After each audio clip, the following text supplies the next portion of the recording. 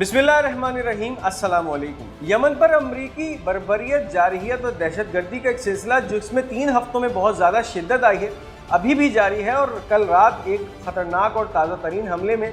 Yemen के दारुल हुकूमत सना के अंदर एक ऐसे इलाके को जो कि अल-शैबा का इलाका कहलाता है, वहाँ अल-फवावा के नाम से एक मार्केट थी, उसके ऊपर अमरीकी रेड्स हुई हैं। और उस मार्केट के अंदर जो लोग ख़रीदारी कर रहे थे यमन के शहरी, जिसमें ख़वातीन, बच्चे और बुज़ुर्ग, मतलब सारे यमन के शहरी शामिल थे, उन पे जब ये हमला हुआ है, फ़िज़ाई हमला, तो इसके नतीजे में बहुत सारे यमनी सिविलियंस, उनकी शहादतें और उनके साथ साथ बहुत सारे ज़ख्मी जो हैं वो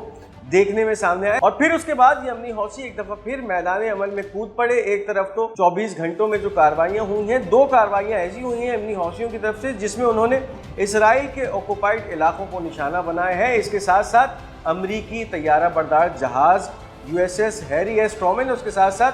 बहरे अरब में मौजूद USS कार्ल विंसन के ऊपर भी ताबड़तोड़ हमले किए गए हैं। अब इस वक्त यमनी फ़ौज के तर्जुमान ब्रिगेडियर जनरल याहिया सरी का एक रस्मी स्टेटमेंट, ऑफिशियल बयान सामने आ चुका है। क्या बयान है उसकी तरफ लिए चलते हैं। The UAV force of the Yemeni arm forces carried out 2 military operations. The first targeted a vital Israeli enemy target in the occupied Ashkelon area using a Jaffa drone, while the second targeted an Israeli military target in the Rush area in the southern occupied Palestine using a Samad-1 drone. अब इस वक्त 2 कार्रवाइयाँ ऐसी हुई हैं जो कि Yemen से दागे जाने वाले ड्रोन, जिसमें एक याफा ड्रोन था जिसने एशकोलोन के अंदर एक इसराइली मिलिट्री टारगेट को निशाना बनाया है, ये कार्रवाई हुई है। जो दूसरा हमला हुआ है यमन से ही, एक और समद-1 नामी एक ड्रोन है जो कि अब तक इससे पहले यमनियों की तरफ से इस्तेमाल नहीं किया गया था, और ये हमला काफ़ी अरसे के बाद यमन की तरफ से किया गया है, जो कि रशश यानी एलात का जो इलाका है, एलात का जो जनूबी पोर्ट है, उसके नज़दीक जो इलाका रशश है, इस पे यमनी पिछले दौर में काफ़ी कार्रवाइयाँ करते आए हैं। और अब देखा गया है कि काफ़ी अरसे के बाद रशश को यमनियों की तरफ से टारगेट किया गया है। हैरत की बात यह है कि इसमें जो अब ये यमनियों ने इस्तेमाल किया है हथियार, समद-1 नामी एक ऐसा ड्रोन है जो कि इससे पहले यमनी इसराइल के ख़िलाफ़ या किसी भी महाज के ऊपर इस्तेमाल नहीं करते आए हैं। अगर बात की जाए तो कि ऐसा ड्रोन है जो कि ईरानी शहीद ड्रोन का नॉकऑफ है, या जो रशियन ड्रोन इस्तेमाल कर रहे हैं जेरान, उसका नॉकऑफ है। और ये एक ऐसा कैमकाज़ी ड्रोन होता है, यानी फिर अपने हदफ को निशाना बनाने के बाद तबाह होने की सलाहियत का हामिल ये ड्रोन, जो कि खुदकश ड्रोन या कैमकाज़ी ड्रोन कहलाते हैं, उस नस्ल का एक ड्रोन है जिससे यमनियों ने रशश के इलाके को टारगेट किया है और वहाँ पर भी इसराइल की एक अहम तंसीब को टारगेट किया गया है। तो ये 2 कार्रवाइयाँ तो इसराइल के हवाले से यमन के हौसियों ने की हैं, और ये कार्रवाइयाँ वो भरपूर जवाब था कि इस वक्त इसराइल जिस तरह की नस्ल कुशी का बाजार गज़ा के अवाम के ऊपर गर्म करके रखा हुआ है, उसके नतीजे में यमनी जिस तरह से अपने मजलूम फ़लस्तीनी भाइयों के साथ इजहार यकजहती के तौर पे इसराइल को निशाना बनाते हैं, उसी सिलसिले की एक कड़ी है जिसमें ये 2 कार्रवाइयाँ यमन से की गई हैं। इस वीडियो को आगे बढ़ाने से पहले उन तमाम नाज़रीन के लिए जिन्होंने अब तक हमारा ये चैनल पाक गोल्ड मीडिया सब्सक्राइब नहीं किया, इस चैनल को सब्सक्राइब कीजिए ताकि कोई भी अहम वीडियो आप मिस न कर सकें और साथ साथ हमारी हौसला अफजाई भी होती रहे। अब बात करते चलें कि इस वक्त जो है, एक तरफ तो ये 2 कार्रवाइयाँ यमनी हौसियों ने इसराइल पे की हैं, लेकिन कल रात जो अमेरिका की तरफ से सना के ऊपर जारहियत का एक बाजार गर्म हुआ जिसमें मजलूम व मासूम शहरियों को निशाना बनाया गया उस एयर रेड के नतीजे में, जो कि एक बाजार या एक मार्केट के ऊपर की गई थी जहाँ यमनी खरीदारी कर रहे थे। और फिर जब अमरीकी तैयारों ने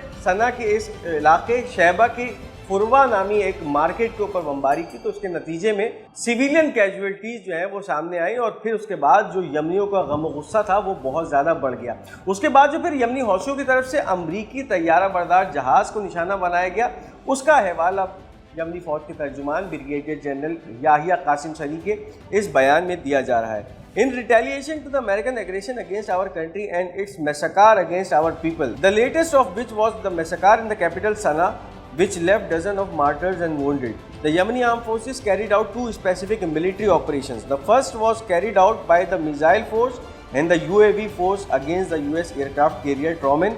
and its affiliated vessel in the northern Red Sea using 2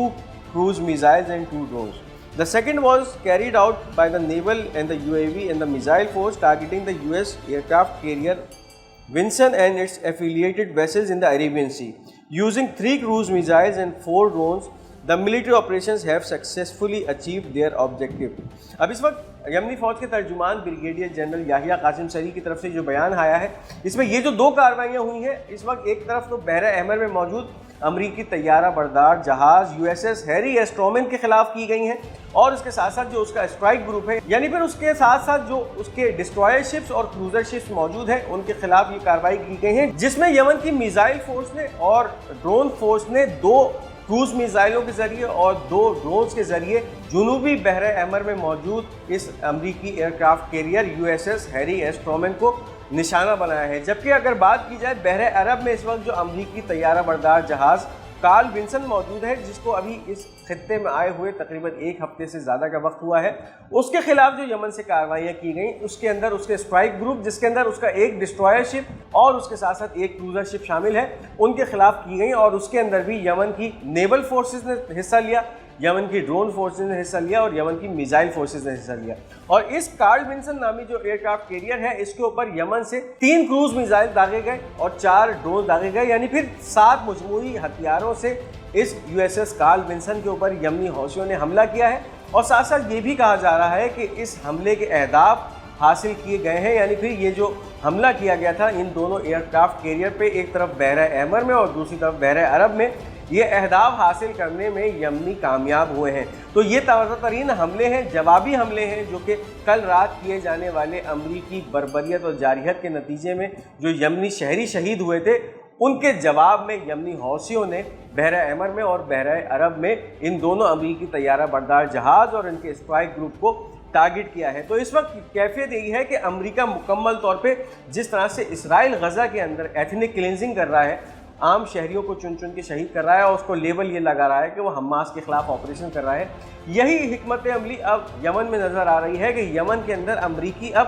یمنی عوام کو، یمنی سٹیزنز کو جو ہے وہ نشانہ بنا رہے ہیں اور ان کو منسوخ کر رہے ہیں کہ ہم نے انصار اللہ کو ٹارگٹ کیا ہے۔ تو اس وقت یہ جو بھی کارروائیاں امریکہ کر رہا ہے مکمل طور پہ جنگی خلاف ورزیاں ہیں اور جنگی جرائم کے زمرے میں آتی ہیں، لیکن اس کے باوجود یمنیوں کے حوصلے بہت زیادہ بلند ہیں۔ ان تمام جارحانہ کارروائیوں کے باوجود بھی یمنی بحیثیت قوم اپنے اس کاز سے جو کہ انہوں نے فلسطینیوں کے ساتھ اظہار یکجہتی کے طور پہ اور شانہ بشانہ کھڑے ہونے کے لیے شروع کیا تھا، وہ اس سے 1 انچ بھی پیچھے نہیں ہٹ رہے، چاہے پھر اس کے اندر یمنیوں کا خون بھی بہہ رہا ہے، ان کے بچے بھی جو ہے یتیم ہو رہے ہیں، ان کی خواتین بیوہ ہوتی جا رہی ہیں، اور اس کے ساتھ ساتھ ان کے اوپر ایک جارحیت کا اور ظلم کا بازار امریکہ کی طرف سے اور اس کے الائز کی طرف سے گرم کیا گیا ہے۔ ساتھ ساتھ آپ کو یہ بھی بتاتے چلیں کہ اس وقت عیسائیوں کے جو سب سے بڑے روحانی پیشوا تھے پوپ فرانسس، 88 سال کی عمر میں ویٹیکن سٹی میں ان کا انتقال ہو گیا ہے۔ اس وقت پوری دنیا کے اندر عیسائی ایسٹر کی تقریبات منا رہے ہیں، اور اس تقریبات کے اندر یعنی جو آخری بیان پوپ فرانسس کی طرف سے دیا گیا تھا، کل ویٹیکن سٹی کے اندر خطاب کیا گیا تھا پوپ فرانسس کی طرف سے، جس کے اندر انہوں نے اپنا ایک پیغام جو کہ وہاں موجود تمام سامعین کو دیا تھا، وہ ان کا ایک آخری پیغام ثابت ہوا ہے۔ بات کرتے چلیں تو پوپ فرانسس ایک ایسی شخصیت ہے جنہوں نے ہمیشہ غزہ کے حوالے سے مظلوم فلسطینیوں کا ساتھ دیا ہے، اور اس وقت فلسطینیوں کے اندر ان کے اس انتقال کی یا وفات کی خبر کو لے کر کافی جو ہے وہ غم کی کیفیت پائی جا رہی ہے۔ Pope Francis made his final public appearance yesterday during Easter celebrations in St. Peter's Square at the Vatican. He welcomed the crowd with a brief message, "Brothers and sisters, Happy Easter." His assistant delivered the rest of the Easter speech in which he called for an end to the war on Gaza. آن جہانی عیسائی پیشوا pope Francis کی اپنی آخری جو public appearance تھی وہ کل Easter کے موقع پہ سینٹ پیٹر اسکوائر یعنی ویٹیکن سٹی کے اندر دیکھنے میں آئی، اور پھر ان کی طرف سے ایک بہت ہی مختصر بیان دیا گیا، یعنی پھر brothers and sisters happy Easter کا ایک بیان تھا، اور پھر اس کے بعد ان کے نائب یا ان کے اسسٹنٹ کی طرف سے جو باقی ماندہ اسپیچ تھی یا خطاب تھا وہ کیا گیا، اور اس اسپیچ کا ایک اہم عنصر یہ بھی تھا کہ اس کے اندر غزہ کے اوپر جو اس وقت اسرائیل کی طرف سے جارحیت کا ایک سلسلہ ہے، ایک جینوسائیڈل کیفیت ہے، میساکار کی کیفیت ہے، اس کو ختم کرنے کے حوالے سے بھی اس بیان کے اندر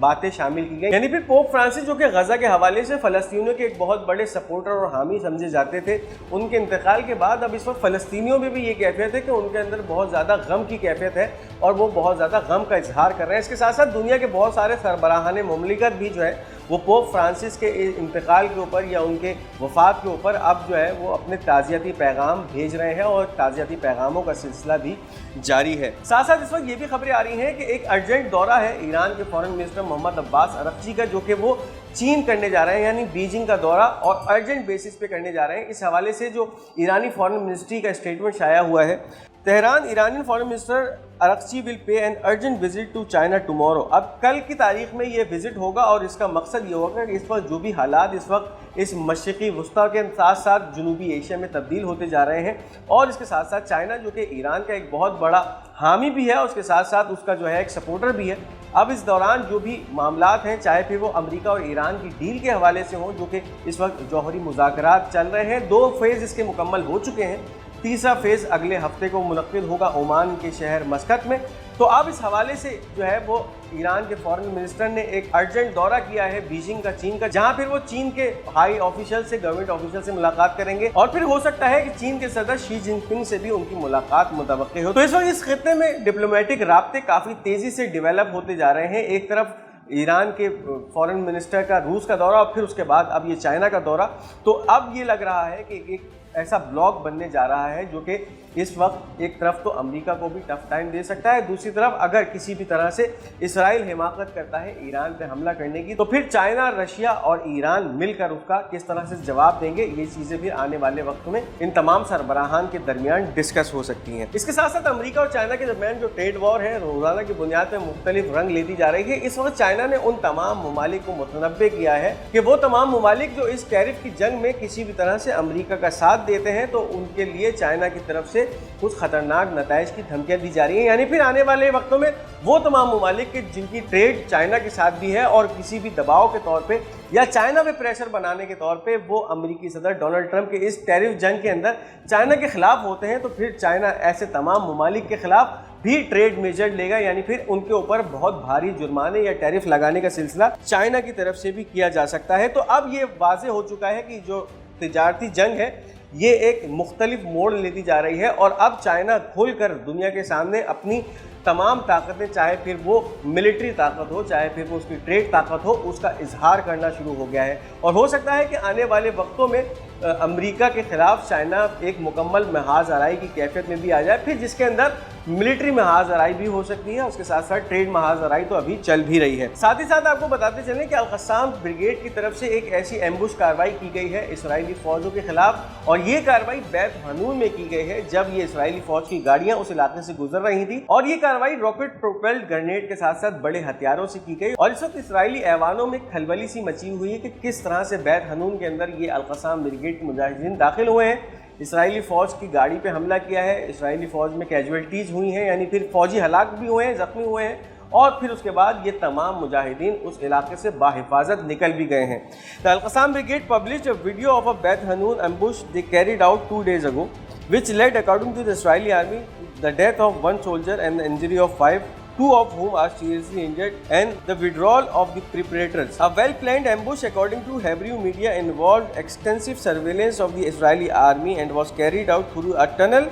that was never fully discovered, even though the Israeli army had already discovered part of it and began attempts to destroy it. The Israeli Kan channel reported that the attack occurred near a place visited by Netanyahu and his defense minister Katz last week. The ambush targeted a Storm military jeep belonging to the Gaza Division's Combat Information Gathering Battalion with an anti-tank missile, caused confirmed casualties. اب یہ جو حملہ ہوا ہے، جو گھات لگا کے Al-Qassam brigade کے مجاہدین نے حملہ کیا ہے، بیت حنون کے علاقے میں حملہ کیا ہے، ایک ایسی گاڑی کو نشانہ بنایا جو کہ اسرائیلی فوج کی غزہ ڈویژن کی گاڑی تھی، انٹیلیجنس کی، اور اس کے نتیجے میں اس کے اوپر ایک اینٹی ٹینک شیل مارا گیا، جس کے نتیجے میں اس گاڑی کے اندر موجود اسرائیلی فوجیوں کی کیجویلٹیز ہوئی ہیں، یعنی پھر اسرائیلی آرمی کے مطابق اس حملے میں اسرائیل کا ایک فوجی ہلاک ہوا، جبکہ 5 زخمی ہیں، جن میں سے 2 کی حالت کافی زیادہ خطرناک یا تشویشناک ہے۔ اسرائیلی میڈیا اس حملے کو ایک بہت ہی ویل پلانڈ حملے سے تشبیہ دے رہا ہے، یعنی پھر ایسے علاقے میں کہ جہاں پہ اسرائیلیوں کا مکمل طور پہ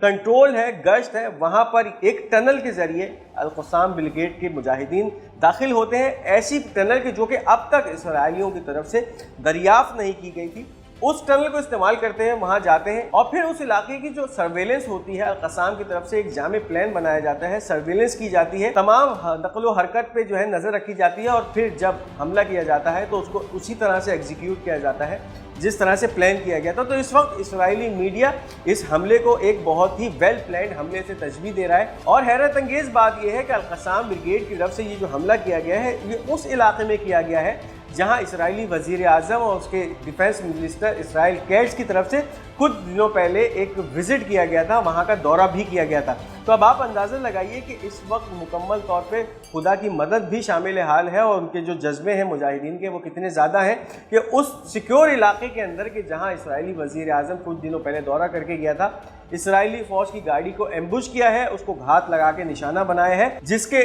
नतीजे में इसराइली फ़ौज को काफ़ी जानी और माली नुकसान भी उठाना पड़ा है। तो ये थी इस वक्त की अहम अपडेट्स। इस वीडियो को लाइक और शेयर करना मत भूलिएगा। हमारा ये चैनल पाक गोल्ड मीडिया, इसको ज़रूर सब्सक्राइब कीजिएगा और अगर आप फेसबुक पे हमारी ये वीडियो देख रहे हैं तो हमारे इस चैनल को लाइक एंड फॉलो ज़रूर कीजिएगा और इसके साथ साथ अपनी कीमती आरा का इजहार कमेंट्स में ज़रूर कीजिएगा। बहुत जल्द एक नई वीडियो के साथ आपकी खिदमत में आपका मेज़बान फिर हाजिर होगा। तब तक के लिए मुझे इजाज़त दीजिए। खुदा हाफिज़ नासिर।